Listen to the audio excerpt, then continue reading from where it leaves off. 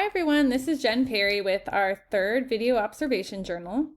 One of my biggest takeaways from the SLP interview was the importance of collaboration with the SLP and other service providers for each individual.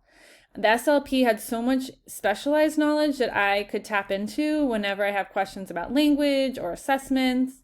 I learned more about the different types of language, pragmatics, receptive, expressive, syntax, morphosyntax, and how they affect individuals on the spectrum. He had great strategies to use with students to help them grow in each of those areas and in their language and communication overall. So something I plan to do in the future, and that I've already started since completing the SLP interview, is to schedule regular check-ins with my SLP. This helps us collaborate on goals and services for the student. And as both our readings and the interview showed me how much collaboration can do for the students. Looking at the FBA, one of the biggest takeaways I had was the importance of collecting information from various sources. The interview with the service provider helped me define the behavior, and I was able to get some info on some of the behaviors that were not observed right away. The interview I did with the student gave me insight into where they were coming from.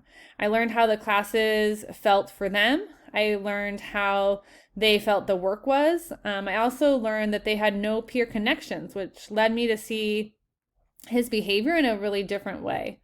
Whenever there was group work, he would engage in off-task behavior, which led me to believe he was avoiding work with peers, where if I didn't do the interview with the student, I might have seen something different. Observations and taking ABC data were helpful to see the antecedents, behaviors, and consequences. It was also important that I did observations in different settings. So each class is structured differently, and each teacher reacts differently to the off-task behavior. So by observing in a variety of settings and at various times, I saw different antecedents and consequences and how that changed depending on the classroom. It gave me a good overall picture of the behavior and its function. It made me realize how important observations were to do at different times.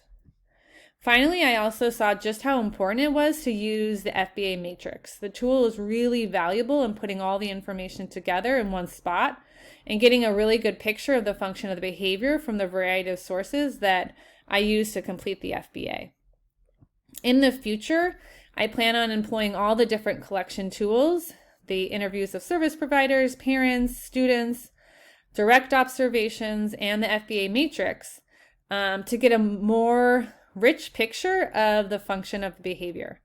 I also really like the student interview piece that I used and found to use for this FBA. Taking the time to interview the student gave me a lot of valuable information, and I want to use it not just when determining the function of behavior, but every year when I'm getting to know my students. I think it'll be a very valuable tool. So those are my big takeaways from the SLP interview and the FBA. Thank you very much.